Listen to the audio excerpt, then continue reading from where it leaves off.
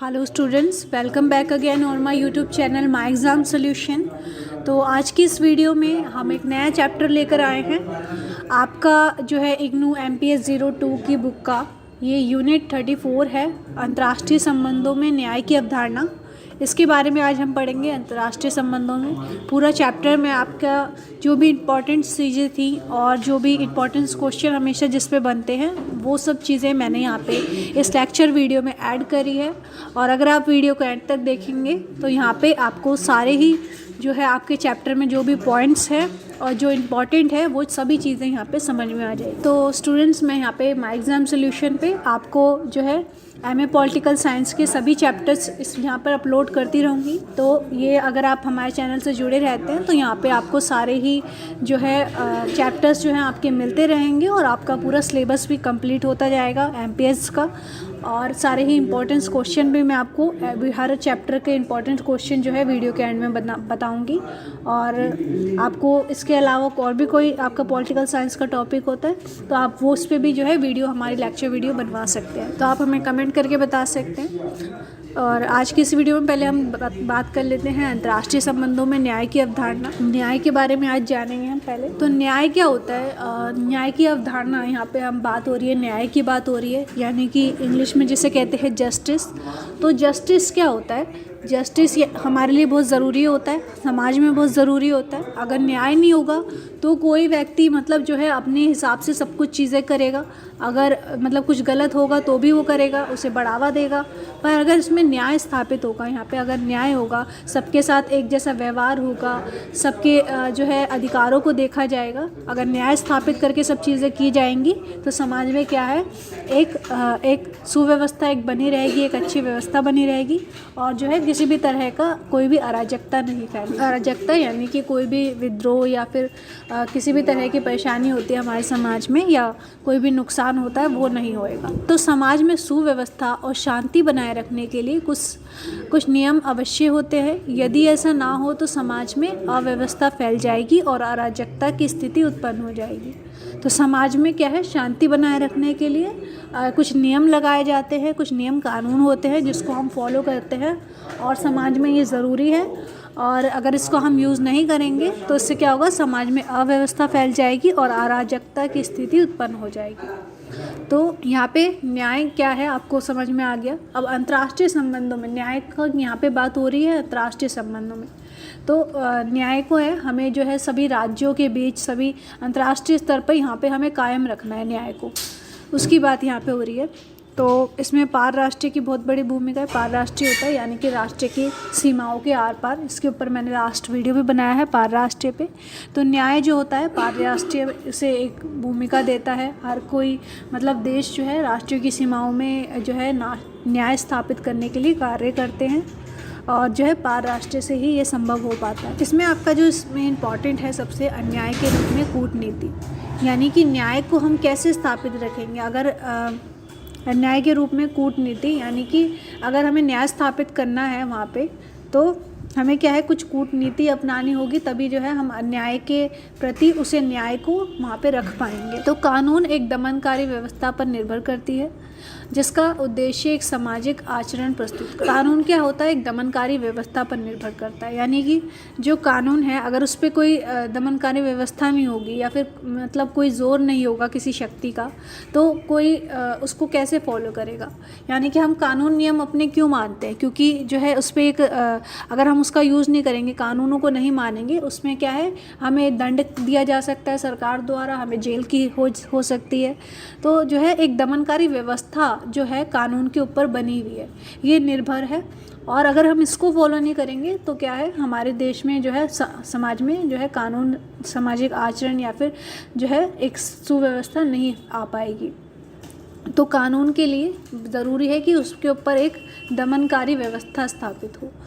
कानून पालन के पीछे बाध्यकारी शक्ति है, तभी वह विधि कहला सकती है और इसी से न्याय वास्तविक रूप से संभव हो पाता है। यानी कि एक विधि द्वारा ही क्या है, एक बाध्यकारी शक्ति द्वारा ही कानून का पालन किया जा सकता है और न्याय स्थापित हो सकता है। अगर कोई कानून पालन करेगा, और क्यों करेगा वो कानून का पालन, क्योंकि उसके ऊपर एक बाध्यकारी शक्ति होगी। जैसे कि राज्य, अगर हम कानून को फॉलो नहीं करते हैं तो राज्य क्या करता है, हमें दंडित करता है, हमें जेल हो जाती है। और अगर मतलब इस कानून व्यवस्था को क्या शामिल है इसके अंदर, एक विधि के द्वारा जो है ये कानून व्यवस्था की गई है, इसलिए हम कानून को हमें फॉलो करना पड़ता है, जिस कारण जो है न्याय स्थापित होता है समाज में। तो अन्याय के रूप में अगर कूटनीति अगर कहा जाता है आपसे, तो जो है अगर कानून पालन के लिए जो विधि अपनाई जाती है उसे कहते हैं हम अन्याय के रूप में कूटनीति। अगला जो आपका इसमें इम्पॉर्टेंट है, तो अगर इस पे क्वेश्चन आपका बनता है न्याय के रूप में कूटनीति क्या है, तो आपको उसका जो है आंसर ये देना है। इसके बाद हम पढ़ेंगे भूमंडलीकरण और मानव सुरक्षा और न्याय। ये काफ़ी इंपॉर्टेंट है आपके मतलब चैप्टर में, जो इम्पॉर्टेंट लगा आपके जो रिपीटेड क्वेश्चन जिस पे बनते हैं उन चीज़ों को मैंने ऐड करा है। तो भूमंडलीकरण, मानव सुरक्षा और न्याय का यहाँ पे क्या रोल है, यानी कि जो भूमंडलीकरण है ये न्याय को कैसे स्थापित कर रहा है, और किसी समाज पे जो है भूमंडलीकरण क्या करता है, हर जगह मतलब ये बढ़ रहा है, मतलब हर राष्ट्र जो है आपस में बातचीत करते हैं, अपनी जो है जो भी रणनीतियाँ होती हैं उनको वो एक दूसरे को प्रदान करते हैं। तो यहाँ पे भूमंडलीकरण के कारण समाज में क्या न्याय हम स्थापित कर रहे हैं, कैसे वो जो है इफ़ेक्ट कर रहा है किसी चीज़ को, उसके बारे में यहाँ पे भूमंडलीकरण मानव सुरक्षा के लिए कैसे इंपॉर्टेंट है और न्याय ये कैसे स्थापित कर रहा है भूमंडलीकरण, इसके बारे में यहाँ पे आपका टॉपिक है। तो मुक्त बाजार व्यवस्था के दौरे में विकसित और विकासशील राष्ट्रों के मध्य खाई चौड़ी होती जा रही है। यानी कि जो मुक्त बाजार व्यवस्था है, अब क्या कर सकते हैं, किसी भी राज्य को क्या है एक खुली व्यवस्था दे दी गई है, बाजार व्यवस्था दी गई है, कि जिसमें अब क्या है अंतर्राष्ट्रीय स्तर पे कोई भी देश आपस में व्यापार कर सकता है। तो यहाँ पे इसको कहते हैं मुक्त बाजार व्यवस्था। तो मुक्त बाजार व्यवस्था के कारण क्या हो रहा है, अब राष्ट्रों के मध्य जो है एक खाई बनती जा रही है। और यानी कि अगर हम मतलब किसी भी देश से व्यापार कर रहे हैं, यहाँ पे खाई का मतलब है, और मतलब खाई चौड़ी होती जा रही है, कोई भी जो है हम विकास कर रहे हैं, किसी देश के साथ मिल रहे हैं, तो इससे क्या है हमारे देश पे इसका इफ़ेक्ट देखने को मिलता है।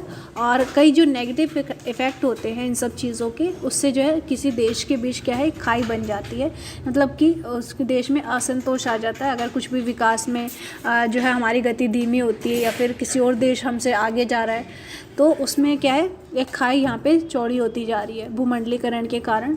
और इससे क्या है मानव सुरक्षा पे भी जो है असर पड़ता है। अगर किसी देश में व्यापार ठीक नहीं चल रहा है, तो उस देश में क्या होगा कि उस देश में व्यापार ठीक नहीं चल पाएगा, उस वजह से वहाँ के जो लोग होंगे उनका भी विकास नहीं हो पाएगा, उनको भी वो चीज़ें मुहैया नहीं हो पाएगी जो कि अंतर्राष्ट्रीय स्तर पे, क्योंकि विकास यहाँ पे नहीं हो पाया है इस कारण। तो जो मुक्त बाजार व्यवस्था के कारण क्या हुआ है, राष्ट्रों के मध्य खाई यहाँ पे चौड़ी होती जा रही है, और इसका इफ़ेक्ट हमारे जो है नागरिकों को भी देखने को मिलता है। तो मानव सुरक्षा पर ये एक जो है माना जाता है कि मानव सुरक्षा के लिए ये घातक है मुक्त बाजार व्यवस्था। अंतर्राष्ट्रीय संबंधों में न्याय को प्रोत्साहन देने के लिए ऐतिहासिक दृष्टि से सामाजिक और मानव विज्ञान में उदारवादी लोकतंत्र एवं कल्याणकारी राज्य की स्थापना की गई है। तो यहाँ पे न्याय के संबंध में एक चीज़ और हुई है, पर कि जो है हमारे देश में काफ़ी उसके लिए ज़रूरी भी है। अंतर्राष्ट्रीय संबंधों में क्या हुआ है, यानी कि न्याय की यहाँ पे स्थापना हुई है। कैसे, वो कि जो उदारवादी थे या फिर कल्याणकारी राज्य की जो स्थापना करी है यहाँ पे, कल्याणकारी राज्य यानी कि जो समाज के कल्याण के लिए सोचता है, और उदारवादी जो क्या करते थे वो व्यक्ति की स्वतंत्रता के लिए बात करते थे। तो इन्होंने क्या किया है, अंतर्राष्ट्रीय स्तर पर अपना मुद्दा उठा के भूमंडलीकरण यानी कि अंतर्राष्ट्रीय स्तर पर इन्होंने अपना मुद्दा उठाया है, और भूमंडलीकरण द्वारा इन्होंने क्या किया है, समाज में एक न्याय स्थापित किया है। कैसे कि एक कल्याणकारी राज्य इन्होंने बना दिया है, और जो है समाज में हर व्यक्ति को महत्व दिया जाए, इसके लिए इन्होंने यहाँ पे बात करी है। तो न्याय अगर कहीं स्थापित हो रहा है, तो वो इतिहास की अगर दृष्टि से हम देखते हैं, मतलब कि आज की जनरेशन में क्या है, आज के टाइम में क्या है, भूमंडलीकरण से जो है व्यापार को तो बढ़ावा मिल रहा है, पर इसके ज़्यादातर नेगेटिव इफेक्ट हमें देखने को मिलते हैं। पर अगर हम इतिहास की बात करें, अंतर्राष्ट्रीय स्तर पर इतिहास में क्या किया गया है, उदारवादियों ने जो है मानव के महत्व को बढ़ाया है और कल्याणकारी राज्य को स्थापित किया है। या कल्याणकारी राज्य यानी कि समाज में जो है कल्याण के लिए एक राज्य बना सके, जिसमें समाज के जो है सभी लोगों को कल्याण हो सके, ऐसी नीति हम बना सके। तो ये सब भूमंडलीकरण के इतिहास में हुआ है और आज के टाइम में नहीं हुआ है। तो यहाँ पे न्याय अगर भूमंडलीकरण में कहीं स्थापित हो रहा है तो वो इतिहास में हो रहा है, क्योंकि इतिहास में उदारवादियों ने मुद्दे उठाए और कल्याणकारी राज्यों की यहाँ पे मांग की। तो इतिहास में जो है न्याय स्थापित हो रहा है। और यहाँ पे अगर हम मुक्त बाज़ार व्यवस्था की बात करें तो इससे क्या है, भूमंडलीकरण में मुक्त बाज़ार व्यवस्था के कारण हमारे देशों के बीच खाई चौड़ी होती जा रही है और जो है इसका व्यापार का जो है नेगेटिव इफेक्ट जो है हमें हमारे देश में देखने को मिलते हैं। नई भूमंडलीय प्रक्रिया में पार राष्ट्रीय निर्णय भविष्य जातियों की पारस्परिक निर्भरता को बढ़ाया तथा इसका मानव संसाधन पर भी प्रतिकूल प्रभाव पड़ा है। यानी कि पार राष्ट्रीय ये होता है कि जो भी राष्ट्रीय सीमाओं के आर पार जो नीतियाँ बनाई जा रही है, जो भी निर्भरता बढ़ रही है, इसके कारण जो भी नीतियाँ बनाई जा रही है उसमें क्या हो रहा है, जो भी निर्भरता इससे बढ़ती है, जैसे कि कोई भी नीति अपनाई जाती है किसी देश में तो उससे क्या होता है, दूसरा देश भी जो है उस नीति को अपनाता है अंतर्राष्ट्रीय स्तर पे, क्योंकि बात होती है यहाँ पे कोई भी देश नीति अपनाता है तो वो दूसरे देश को भी बताता है और जो है दूसरा देश भी उसे अपनाने की कोशिश करता है। तो यहाँ पे जो है एक निर्भरता बढ़ रही है, क्योंकि हर देश क्या कर रहा है, दूसरे देशों की नीतियाँ अपना रहा है और दूसरे देशों से जो है सलाह मशवरा यहाँ पे लेता है भूमंडलीकरण में। तो भूमंडलीकरण व्यवस्था ने यहाँ पे क्या किया है, यहाँ पे निर्भरता बढ़ा दी है देशों के बीच। और निर्भरता से क्या होता है, यहाँ पे जो भी मानव संसाधन होते हैं यहाँ पे उसको बताया उस पर प्रतिकूल प्रभाव पड़ रहा है। यानी कि अगर किसी देश की हम चीज़ें अपना रहे हैं उसके तो इससे जो हमारे देश के मानव संसाधन है वो तो उस पर एक नेगेटिव इफेक्ट यहाँ पे डालते हैं। अगर हम किसी देश की कोई भी चीज़ यहाँ पे अपनाते हैं तो उससे मानव संसाधन पर क्या होता है, यहाँ पे बुरा इफेक्ट पड़ता है और इससे यहाँ पे जो है एक राष्ट्रीय निर्भरता यहाँ पे बढ़ती जा रही है भूमंडलीकरण के कारण। तो मानव सुरक्षा और न्याय में क्या हुआ, यहाँ पे जो है देशों के बीच राष्ट्रीय निर्भरता बढ़ गई और उससे क्या हुआ, मानव संसाधनों पे इससे गलत इफेक्ट पड़ रहा है, क्योंकि अब जो है हम दूसरे देशों की नीतियाँ अपनाते हैं और हमारे देश के जो मानव संसाधन होते हैं और उसको ऊपर भी हम जो है दूसरे देशों की नीतियाँ अपना रहे हैं। तो इससे हमारे देश में क्या होता है, जो उनके देश में हो रहा है उसका इफ़ेक्ट हमें हमारे देश में देखने को मिलता है। यानी कि अगर टैक्सेस अगर किसी कंपनी में लगाए जा रहे हैं, किसी और देश में लगाए जा रहे हैं, तो वो हम उसी टैक्सेस को क्या करते हैं, अपने देश में भी उसे लागू करते हैं। और जो है अगर कोई हमारा देश उसको इतना नहीं दे पा रहा है तो उससे क्या हो रहा है, हमारे मानव संसाधन जो है, हमारे संसाधन जो है वो नष्ट हो रहे हैं, उस पर प्रतिकूल प्रभाव पड़ रहा है। तो भूमंडलीकरण के यहाँ पे अगर न्याय की बात करें, भूमंडलीकरण को न्याय से जोड़ें तो यहाँ पे उसने ज़्यादातर जो है प्रतिकूल प्रभाव ही भूमंडलीकरण का यहाँ पे देखने को मिला है। और अगर मानव इतिहास की पर हम बात करें कि भूमंडलीकरण का जो इतिहास था मानव के लिए, उसने जो है मानव को एक यहाँ पे प्रोत्साहन दिया है। किस कारण, उदारवादियों ने एक तो दिया है और कल्याणकारी राज्यों की स्थापना जो हुई है, इन्होंने जो है इतिहास में अंतर्राष्ट्रीय व्यवस्था के अंतर्गत, भूमंडलीकरण के अंतर्गत एक न्याय स्थापित करा है यहाँ पे। तो सिर्फ इतिहास में ही भूमंडलीकरण की हम महत्व देख सकते हैं और आज के टाइम में अगर हम इसको देखें तो ये मानव संसाधनों पर एक जो है प्रतिकूल प्रभाव यहाँ पे। तो ये टॉपिक आपको पूरा समझ में आ गया होगा। सबसे इम्पॉर्टेंट जो इस चैप्टर में आपका था वो यही था, भूमंडलीकरण, मानव सुरक्षा और न्याय।